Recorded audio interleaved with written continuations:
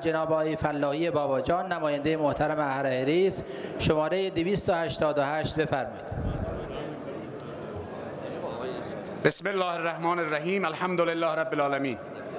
تبریک میگویم 9 دی را به ملت شریف ایران به علت دفاع جانانهشان از حریم انقلاب، اسلام و ولایت مطلقه فقیه و تسلیت میگویم رحلت پیامبر بزرگوار اسلام و امام رضا علیه السلام و امام حسن مجتبی را به محضر رهبر بزرگوار انقلاب اسلامی و ملت شریف و آذربایجانی های عزیز. تذکر اول به رئیس جمهور محترم در خصوص عدم رعایت عدالت در بودجه 93.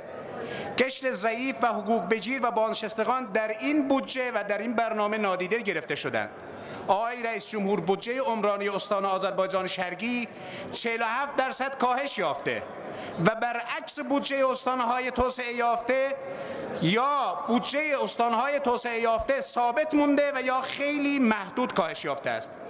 جاده مرگ و پرکشته ترین جاده آذربایجان شرقی، جاده تبریز به هریس و تبریز به احر باز هم شاهد بی‌توجهی بوده و بودجه دیده شده در 93 کفاف بدیهی ها را هم ندارد. نادیده گرفتن زلزله در بودجه علیرغم قول مساعدتان در جلسه مجمع نگران کننده است.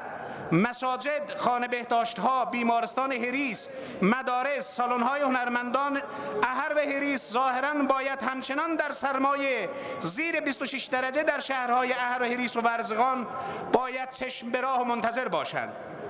تذکر بعدی به وزیر محترم ارتباطات و فناوری در خصوص حقوق عزیزان شاغل در 118 شهرستان احر و هریس که با دریافت حقوق 130,000 تومان ماهانه دیگر به تنگ آمدند و تصمیماتی گرفتند که در خور نظام و ملت شریف ایران نیست.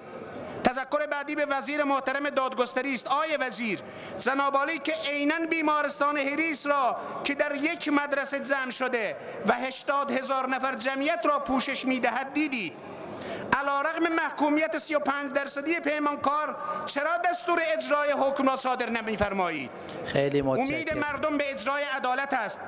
وزیر محترم نفت، متذکر می‌شوم استفاده از نعمت گاز در روستاهای 27 روستای منطقه سرند و گمند و روستاهای ورگهان، افیل و بهل و سراجلو و انجرد به علت سرمای زیر 26 درجه منطقه ضروری است و در آخر از رئیس جمهور محترم به نوبه قولی که داده بودند برای دیدار از منطقه زلزله دیده احر و هریس و ورزگان دعوت می‌کنم که انشالله وفا به عهد نمایند. متشکرم.